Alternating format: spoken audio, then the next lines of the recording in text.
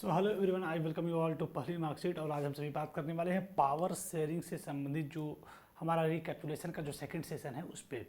यानी कि हम सभी बात करने वाले हैं पावर शेयरिंग क्या है। पावर शेयरिंग के सभी एस्पेक्ट को पिछले लगातार जितने भी लेक्चर्स आए उसमें थोड़ा सा गैप तो हुआ, लेकिन हाँ उन सभी लेक्चर्स के माध्यम से हमने पावर शेयरिंग से संबंधित जितने भी कंटेंट थे, जितने भी टॉपिक्स थे, उनको हमने बिल्कुल ही क्रमबद्धता के साथ उसका अध्ययन कर लिया है। काफ़ी जो है उसके सभी की एस्पेक्ट को हमने डिस्कशन कर लिया है। आज एक बार फिर से रिकैप सेशन में सेकंड एस्पेक्ट के सेकंड दृष्टिकोण के माध्यम से एक छोटा सा रिकैप्चुलेशन थोड़े से बड़े ही कम समय में उसको हम लेने वाले हैं। यानी हम बात करने वाले हैं पावर शेयरिंग के रिकैप्चुलेशन सेशन की। इस सेशन में अगर हम सभी बात करें तो पावर शेयरिंग में इस सेशन में हम लोग देखने वाले हैं कंटेंट्स। जैसा कि हमने पिछले लगातार वीडियोस में कंटेंट के माध्यम से हमारी जो है एजुकेशनल जर्नी कंटिन्यू थी। सबसे पहला हमारा कंटेंट में क्या क्या कंटेंट है कि जिसमें कि हमारा पूरा चैप्टर ही सेंट्रलाइज्ड है बेल्जियम और श्रीलंका के केस स्टडी के ऊपर। अर्थात कि हम बात कर देंगे कि सबसे पहले कंटेंट में हम लोग देखेंगे बेल्जियम की केस स्टडी को, जिसमें हम देखेंगे एथनिक कंपोजिशन को देख भी चुके हैं। एथनिक कंपोजिशन, उसकी जो एथनिक वेरिएशंस क्या क्या हैं उस पर हम लोग बागी क्रमबद्धता के साथ एक सीरीज वीडियो की सीरीज हमारी लगातार आती रही, जिसमें एक एक हेडिंग्स को एक एक पॉइंट्स को हमने लगातार डिस्कशन किया, लगातार हमने उस पर चर्चा किया। इसके बाद हमने देखा एकोमोडेशन क्या है। फिर इसके बाद श्रीलंका के पर्सपेक्टिव से अगर बात करें तो श्रीलंका के पर्सपेक्टिव में उसकी भी केस स्टडी के अंतर्गत हमने देखा वहाँ के एथनिक कंपोजिशन को, वहाँ के एथनिक कंपोजिशन को टैकल करने के लिए जो कदम उठाया गया वो मेजोरिटेरियनिज्म क्या है उसको हमने जाना। और इसके बाद हमने देखा इन दोनों केस स्टडी के बाद हमने देखा कि पावर शेयरिंग के डिजायरेबल है, तो हमने देखा उसके दो प्रमुख कारण हैं, एक प्रूडेंशियल और एक मोरल। और वो हम आज एक बार छोटा सा रिकैप सेशन इस वीडियो लेक्चर में हम लोग लेने वाले हैं। साथ ही साथ फॉर्म्स ऑफ पावर शेयरिंग, कितने फॉर्म्स में पावर का डिवीजन हो रहा है, कितना मतलब कि फॉर्म्स कितने फॉर्म्स में हम पावर शेयरिंग को होते हुए देख सकते हैं, देख रहे हैं अपनी इस मॉडर्न डेमोक्रेसीज में, जिसमें कि आर्गन्स क्या है, लेवल्स क्या है, सोशल ग्रुप क्या है, पॉलिटिकल पार्टी, प्रेशर ग्रुप और मूवमेंट, और फाइनली लास्ट में हम लोग इस पूरे चैप्टर के कंक्लूजन को हम लोग सारगर्भित तरीके से समझ लेंगे।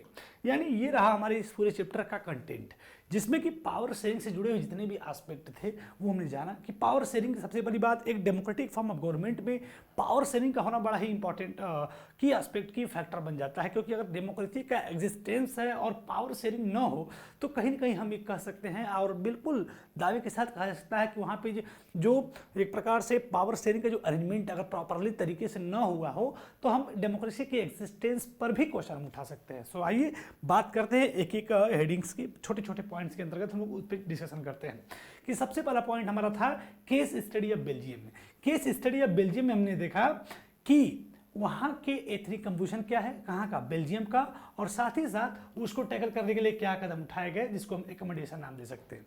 तो दो point case study of Belgium को पढ़ते समय हम लोग जानेंगे, केस स्टडी ऑफ बेल्जियम को पढ़ते समय हम लोग जानेंगे वहाँ के एथनिक कंपोजिशन को और वहाँ के एकोमोडेशन को। तो ये जो मैप आपके एनसीईआरटी बुक्स में दिया हुआ है, ये छोटा सा एक पिक्चर आपके एनसीईआरटी बुक में दी हुई है, इसके माध्यम से आप जानते होंगे कि बेल्जियम का ये आपका मैप है।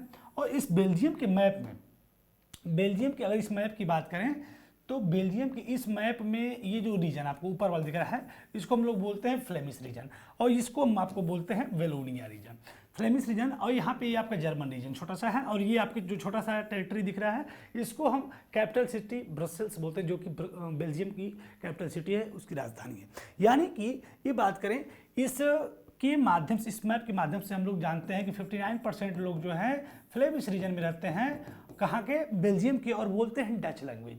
और 40% लोग जो हैं 40% रहते हैं वेलोनिया रीजन में और बोलते हैं फ्रेंच लैंग्वेज, बोलते हैं फ्रेंच लैंग्वेज। रिमेनिंग 1% कैंडिडेट जो कि यहाँ पे आप देख पा रहे होंगे ये रहते हैं जर्मन रीजन में और बोलते हैं जर्मन लैंग्वेज।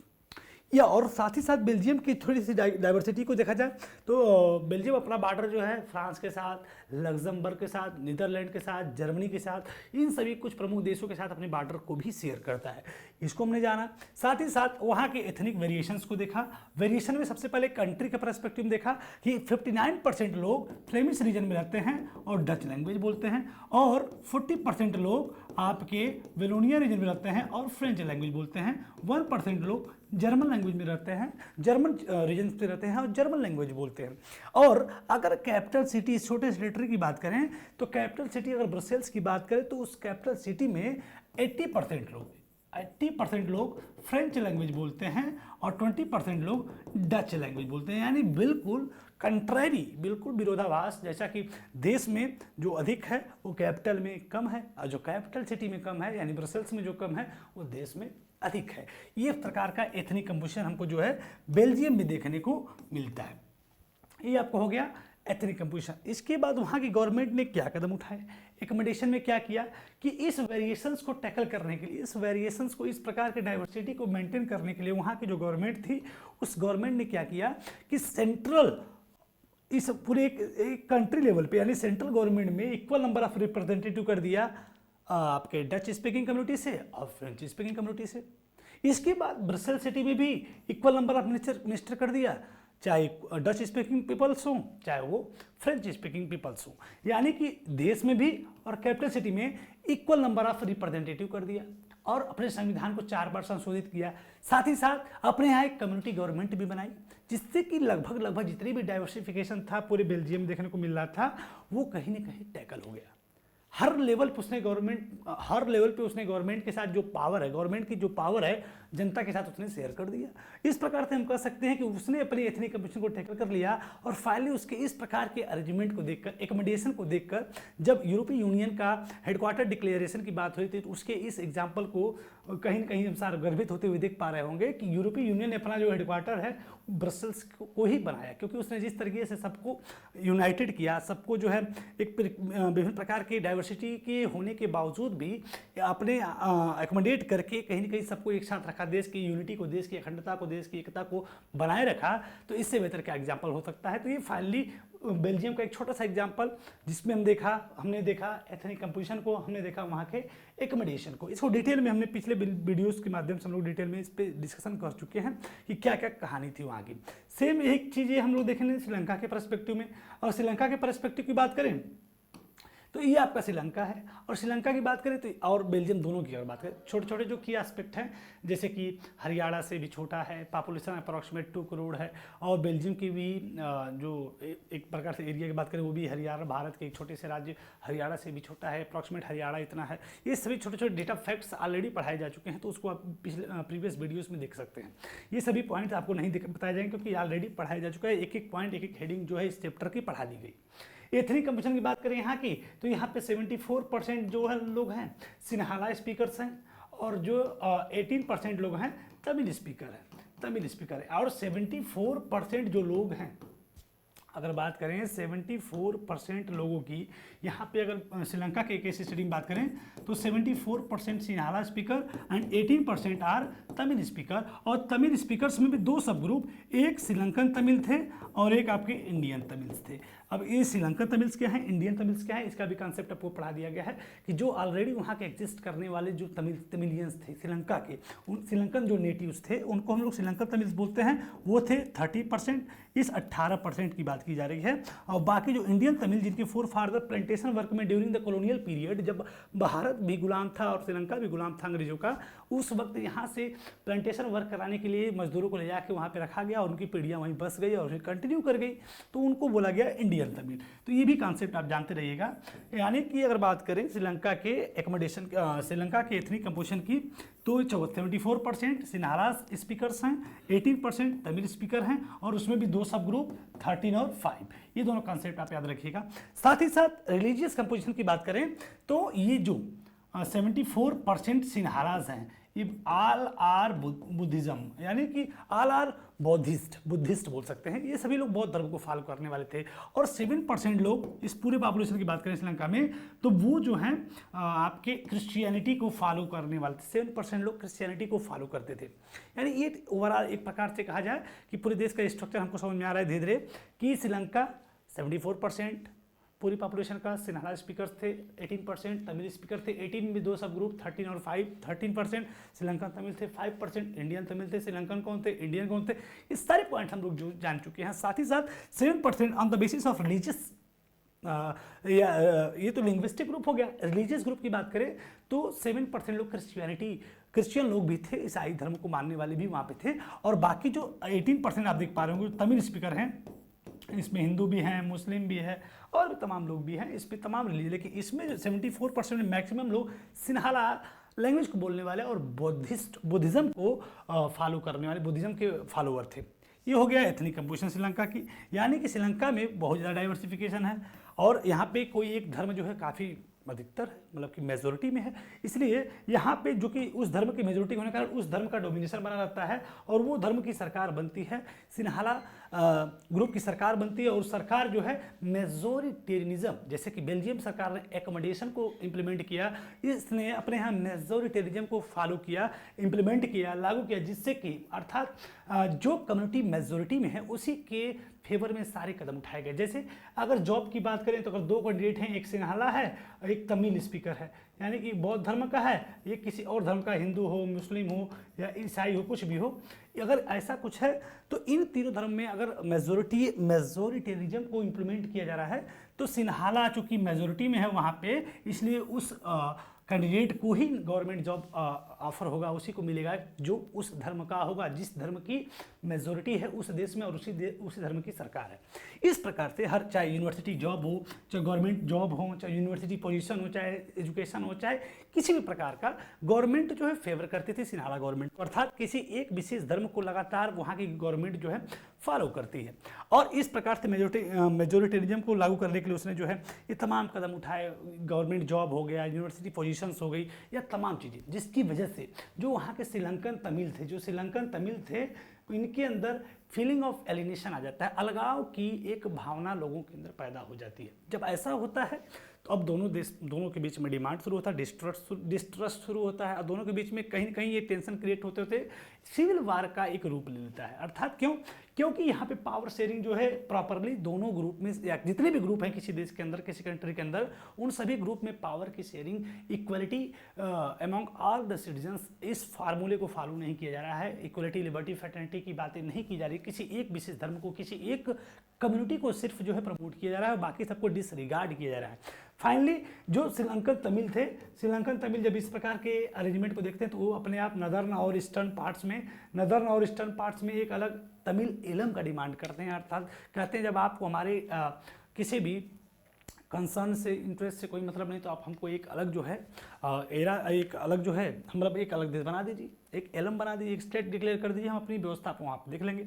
इसको भी जो है इस उनके इंटरेस्ट को भी डिसरिगार्ड किया जाता है, जिसकी वजह से दोनों कम्युनिटी के बीच में टेंशन क्रिएट होता है और फाइनली ये टेंशन क्रिएट होते होते सिविल वार कंडीशन आ जाती है। अर्थात हम देख रहे हैं एक देश बेल्जियम और एक देश श्रीलंका, इसने जो है अपने यहाँ पावर को बिल्कुल जो है एक लेवल में बांटा, सेंट्रल लेवल बांटा, स्टेट लेवल बांटा, लोकल लेवल बांटा, कम्युनिटी गवर्नमेंट तक की बनाई, जिससे पावर शेयरिंग जो है एक अच्छे अरेंजमेंट को एग्जांपल देते हुए एकदम एक गवर्नमेंट या देश के हर पार्ट्स तक जो है पावर की शेयरिंग एक शानदार तरीके से किया, जिसकी वजह से वहाँ पे ऐसी कोई भी कंडीशन क्रिएट नहीं होती है। बल्कि अगर श्रीलंका कंडीशन में देखा जाए तो वहाँ पे पावर शेयरिंग जो है बिल्कुल पार्शियलिटी के साथ डिवाइड की जाती है, डिस्क्रिमिनेशन किया जाता है, किसी एक ग्रुप के साथ किसी एक ग्रुप को जो है प्रमोट किया जाता है, जिसकी वजह से दोनों देशों के, इस देश के दोनों कम्युनिटी के बीच में सिविल वार कंडीशन और जिसमें हजारों लाखों लोगों को तमाम चीज़ें, घटनाएं आप न्यूज़पेपर देख सकते हैं, उस समय की खबर देख सकते हैं, तमाम चीज़ें देखने को मिल सकती है। तो ये घटना थी श्रीलंका की।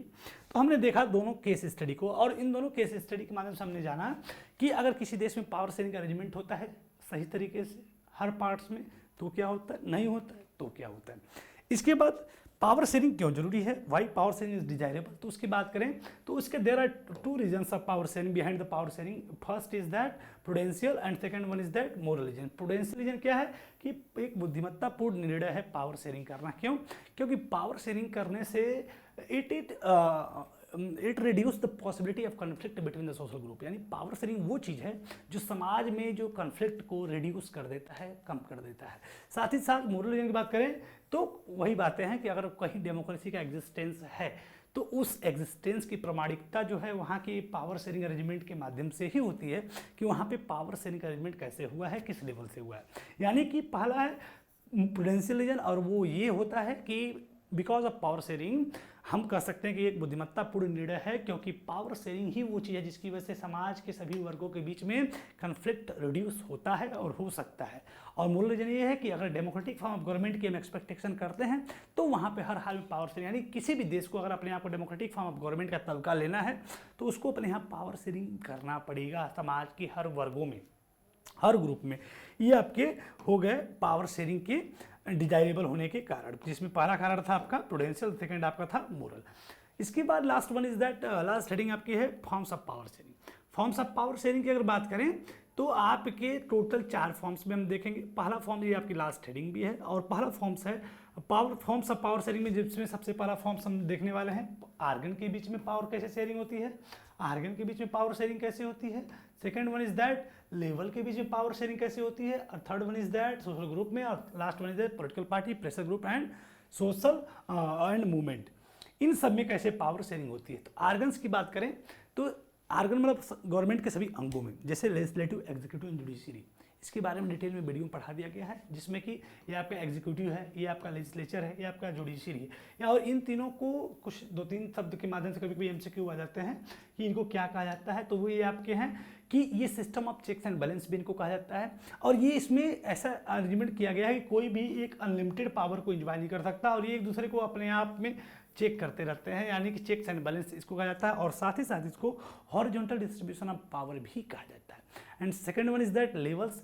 गवर्नमेंट में पावर शेयरिंग का जो सिस्टम है लेवल्स में, जिसमें कि एक central level, state level, local level, एक पूरे देश के लिए एक सरकार होती है, फिर उस देश में एग्जिस्ट करने वाले सभी राज्यों के लिए एक सरकार होती है, उसके बाद उन सभी राज्यों में जो लोकेलिटी, चाहे वो रूरल एरिया हो चाहे वो अर्बन एरिया हो, उन सभी में पावर का शेयरिंग है। यानी कि देखिए लेवल्स का मतलब वर्टिकल फॉर्म ऑफ गवर्नमेंट, इसको आप सेकंड लेसन में पढ़ेंगे federal form of government, federalism वाले चैप्टर में भी आप पढ़ने वाले, जो कि कल से सेशन आपका स्टार्ट हो रहा है। सबसे पहला आपका ऑर्गन में लेजिस्लेटिव, एग्जीक्यूटिव एंड जुडिशरी, ये सभी एक लेवल में होते हैं, इसमें कोई भी बड़ा कोई छोटा नहीं होता है, सभी इसमें से कोई भी ऑर्गन्स गवर्नमेंट का अनलिमिटेड पावर को एंजॉय नहीं कर सकता है। And second one is that कि vertical form of government, vertical form में आपका central government, state government and local government. Central government power share करती है स्टेट के साथ, और स्टेट पावर शेयर करती है लोकल के साथ, और इस तरीके से पावर शेयरिंग का अरेंजमेंट और भी शानदार तरीके हमको देखने को मिल जाता है। And next one is that social group. Social group मतलब समाज के तमाम ग्रुप, जैसे कि आपने देखा होगा कि पावर शेयरिंग की गई, जैसे रिजर्व कॉन्स्टिट्यूएंसीज दिया गया, जैसे कि समाज का कोई वर्ग है, वीकर सेक्शन है, इकोनॉमिकली वीकर सेक्शन है या सोशली वीकर सेक्शन है, तो उसको भी समाज में ऊपर करने के लिए उसको भी पावर दिया गया, जिससे कि उसका भी समाज में उत्थान हो सके। तो ऐसे ग्रुप्स में भी पावर की शेयरिंग की गई, तो वो ग्रुप भी आपका प्रसन्न होता है, तो उसको भी थोड़ा लगता है कि हाँ देश में पावर शेयरिंग हो रही, हमें भी मौका मिल रहा है आगे बढ़ने का। तो इस प्रकार से डीपली इसको भी आप जाके वीडियो लेक्चर पे देख सकते हैं। साथ ही साथ पॉलिटिकल पार्टी, जिसमें कोलिशन गवर्नमेंट कॉन्सेप्ट है, पॉलिटिकल पार्टी में भी पावर शेयरिंग हुई है, तभी तो पॉलिटिकल पार्टी के माध्यम से ही तो गवर्नमेंट बनती है। And second wise the pressure group, चाहे कोई प्रेशर ग्रुप में कोई स्टूडेंट का यूनियन हो गया, कोई बिजनेस यूनियन हो गया, कोई ट्रेड यूनियन हो गया, ये सभी प्रेशर ग्रुप है जो सरकार पे प्रेशर बनाते हैं किसी भी पॉलिसीज को लेकर, किसी भी उनकी नीतियों को लेके। इन सभी को प्रेशर ग्रुप बोलता है कि अगर इनके पास पावर नहीं होती तो क्या ये सरकार पे प्रेशर बना सकते। अर्थात सरकार ने इनके साथ भी पावर शेयर किया है कि अगर हमारी किसी भी पॉलिसी से आपको कोई समस्या या कोई भी ऐसी चीज़ें हैं जो आपको लगती है कि होनी चाहिए, तो आप सरकार पे प्रेशर बना सकते हैं। And last one is that movement. Movement जैसे कोई भी आंदोलन हो गया, नर्मदा बचाओ आंदोलन, या तमाम चीज़ें, ये भी एक प्रकार से मूवमेंट ही है। तो ये सभी हमने देखा कि पावर शेयरिंग का जो अरेंजमेंट है समाज के, देश के कोने कोने, एक एक वर्ग तक आपका फैला हुआ है, और ऐसा करने से ही देश की इंटीग्रिटी जो है बेहतर होती है, देश की अखंडता, unity, liberty, fraternity, equality maintain होती है। अर्थात डेमोक्रेटिक फॉर्म ऑफ गवर्नमेंट के लिए power sharing is a very important की फैक्टर। अर्थात अगर कहीं डेमोक्रेसी की बात हो रही है और वहाँ पे पावर शेयरिंग ना हो तो आप वो बातें करना व्यर्थ है। सो आज के इस रिकैप्चुलेशन वाले सेशन में हमने फिर से देखा, एक बार फिर से पावर शेयरिंग के सभी की एस्पेक्ट को डिटेल में देखना है तो प्रीवियस लगातार वीडियो पड़े हुए हैं, आप उनको डिटेल में सभी एस्पेक्ट को heading wise, point wise, to the point discussion session में आप देख सकते हैं। फिलहाल आज के इस सेशन में इतना ही। अगले दिन हम पढ़ेंगे फेडरलिज्म, इसके बाद हम दोनों चैप्टर के क्वेश्चन आंसर, वर्कशीट और तमाम चीज़ें हम करने वाले हैं। फिलहाल आज के लिए इतना ही। थैंक यू एवरीवन, नमस्कार।